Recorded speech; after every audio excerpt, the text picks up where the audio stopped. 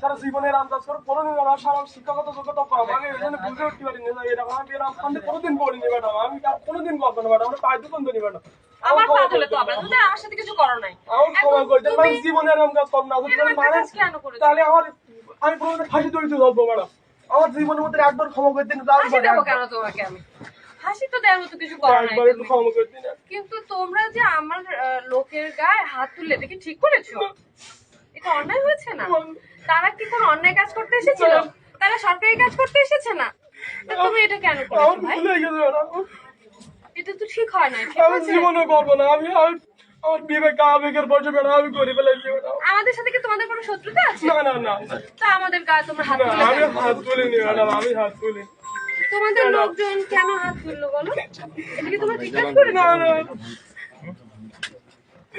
এটা কি উচিত হয়েছে? না ম্যাডাম আমি ক্ষমা করে দিন আমার সাথে তো তুমি কিছু করো নাই। এই যে আমার লোকজনের গায়ে হাত তুলছিলা কই ঢাকা থেকে পাইছিল জানো? শহীদ আছে স্যার এই যে শহীদ আছে এই লোকের গায়ে হাত তুলেছো তুমি কেন? তারপরে তুমি কেন এরকম করেছো? ঠিক আছে স্যারের সাথে কথা বলেন দুই দেখেন ওয়ালাইকুম সালাম।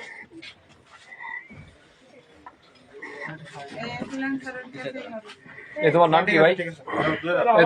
তোমার নাম কি? সরকারি জায়গা ঠিক আছে তোমরা নিজেরা থাকো অবৈধভাবে তোমরা আর একটা অবৈধ স্থাপনা উচ্ছেদ করতেছে তোমরা কেন একসাথে গেলে আমি তোমাকে বুঝাইছি যে তোমার কথা শুনতে হবে তারপরে তুমি ওখানে গিয়ে আচ্ছা ঠিক আছে তোমার নাম কি ভাই? তোমার নাম কি? মোহাম্মদ আদিল হোসেন হ্যাঁ মোহাম্মদ আদিল হোসেন পিতা পিতা মোহাম্মদ আনিসুর রহমান গ্রাম গ্রাম বসন্তপুর গতকালকে তুমি কি করছিলা?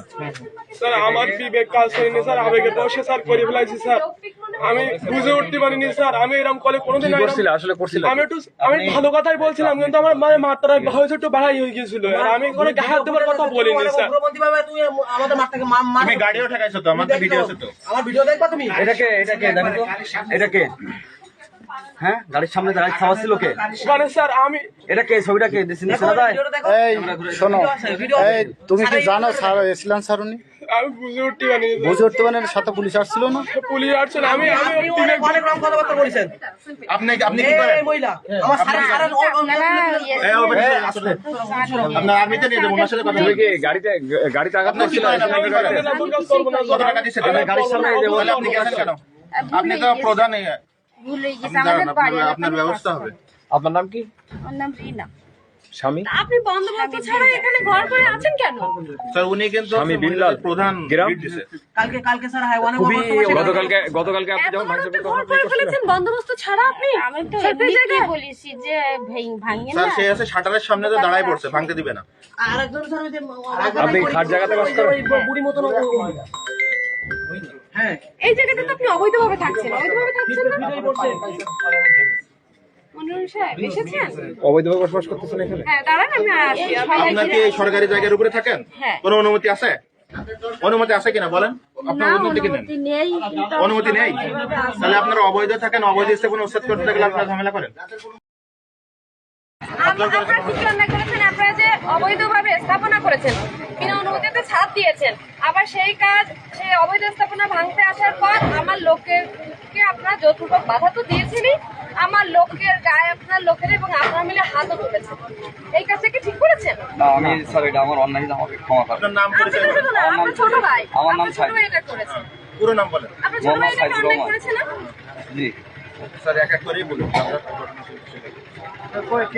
স্যার আমাকে ক্ষমা করলেন স্যার ক্ষমা তো আমি করার মালিক না মানুষ যদি ক্ষমা করে আমি আমাদের কারণে আমি পুরো অন্যায় করেছি আমি সবার কাছে ক্ষমা চাচ্ছি সবাই ক্ষমা করে দিলেন আলহামদুলিল্লাহ এবার আরেকজন আসেন এই আপনি আসেন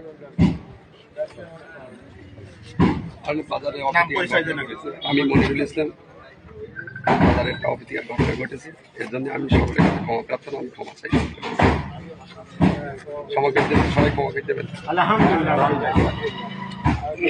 আমি মোহাম্মদ সিরাজুল ইসলাম আসলে সরকারি একটা অবমাননায় আমরা খুব ক্ষতি বলেন খুব অপরাধ করে ফেলেছি আমি আমার ভুল স্বীকার করে নিচ্ছি আপনারা আমাকে ক্ষমা করে দেবেন সবার কাছে ক্ষমা চান সবাই ক্ষমা করে দেবেন আলহামদুলিল্লাহ এই অনুসারে একটু বক্তব্য দাও, ঠিক আছে? আইনানুগভাবে সরকারি জায়গায় স্থাপনা করার আগে ইজারা গ্রহণ করবেন। যেসব জায়গায় ইজারা গ্রহণ করেছেন, স্থাপনা করেছেন, আমাদের যে সরকারি নিয়ম নীতি আছে সেটা ইজারা গ্রহণ করবেন। আর যেগুলো ছাদ দিয়ে ফেলেছেন আইনের বাইরে গিয়ে, এগুলো আপনারা নিজেরা নিজ দায়িত্বে 1 মাসের মধ্যে অপসারণ করে নেবেন। যদি করে না আনেন, আমরা অপসারণের বা উচ্ছেদের ব্যবস্থা করব। আর আপনারা যদি ইজারা গ্রহণ না করেন, তাহলেও আমরা অপসারণের স্যার এই যারা গ্রহণ করবো, অবশ্যই গ্রহণ করবো। তাহলে আমাদের সেটা 1 মাসের মধ্যে আপনারা সব কাগজপত্র ডকুমেন্ট রেডি করে এটা করে ফেলবেন। ঠিক আছে? সেটা তাহলে একটু আমাদের এই যারা দেবেন, আমরা অবশ্যই আইনের যেটাই আছে, একটা দুটো বিষয় না, অবৈধ যেগুলো আছে অবৈধ যেগুলো আছে আপনারা সবগুলো নিজেরা গ্রহণ করবেন এবং অবশ্যই সেটা 1 মাসের মধ্যে সকল কার্যক্রম আপনাদের সম্পন্ন করতে হবে। ঠিক আছে? আইনগতভাবে। আর একটা কথা বলি, সেটা হচ্ছে এই যে ঘুষ দেওয়ার চেষ্টা করবেন না ভাই। এই চেষ্টা করে কোনো লাভ হবে না। ঘুষ আমিও খাই না, আমার এসিল্যান্ডও খায় না। সুতরাং আপনারা বাজারে যে কথা চালু করেছেন যে আমার এসিল্যান্ডকে ঘুষ দিয়ে আপনারা পার পেয়ে যাবেন, এটা সম্ভব হবে না। সুতরাং এইসব চেষ্টা বাদ দেন। আপনারা যেটা সরকারের যেটা আইন আছে, আইনের প্রতি শ্রদ্ধাশীল হন, আইন মেনে কাজ করেন। ঠিক আছে? Thank you. আর ছোট একটা কথা, যেহেতু আমি এখানে এসেছিলাম অবৈধ স্থাপনা উচ্ছেদ করতে, আমি সকলকে বলেছিলাম যে এটা আমরা জনগণের জন্যই করছি। যে একজন যারা ইজারা নেবে, তাদের হয়তো আর্থিক অবস্থা ভালো নাও থাকতে পারে, তারা ইজারা নেবে এবং সম্পূর্ণ বিধি মোতাবেকভাবে সরকারি নিয়মে তারা ইজারা নেবে। আপনারা অবৈধভাবে খাস জমিতে এবং আমাদের বাজার পেরিফেরিভুক্ত জায়গায় আপনারা ইজারা নিয়েছেন জন্যই আমরা এটা আপনাদের 2বার নোটিশ করেছিলাম কিনা? 2বার নোটিশ করেছিলাম এবং তারপরে আমরা আসার পরেও আপনারা বলেছিলেন যে ভেঙে দেবেন, কিন্তু আমরা যাওয়ার সময় আপনারা অতর্কিতে আক্রমণ করেছিলেন। ঠিক আছে?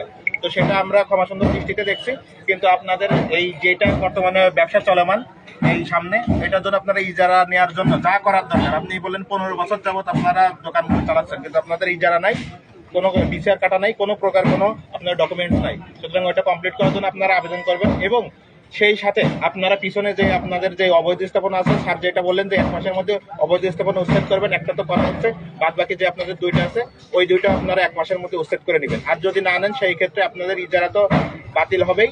যদি নিয়ে থাকেন, এখনো তো কোনোটাই নেননি, এবং ওইগুলো ইজারা পাইতে আপনাদের সমস্যা হবে। ঠিক আছে? এবং একটা নিয়ম আছে, আপনারা জানেন যে একই ফ্যামিলির থেকে আমরা ইজারা দেই না, এটা সরকারি নীতিমালা, এটা আমাদের করার কিছু নাই। যদি আপনাদের ঘর আলাদা হয়, সেই ক্ষেত্রে আমরা বিবেচনায় নিয়ে আপনাদের সেটা ইজারা দিয়ে দেবো।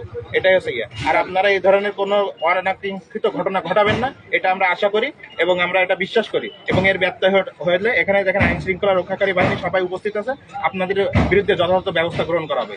সকলকে ধন্যবাদ।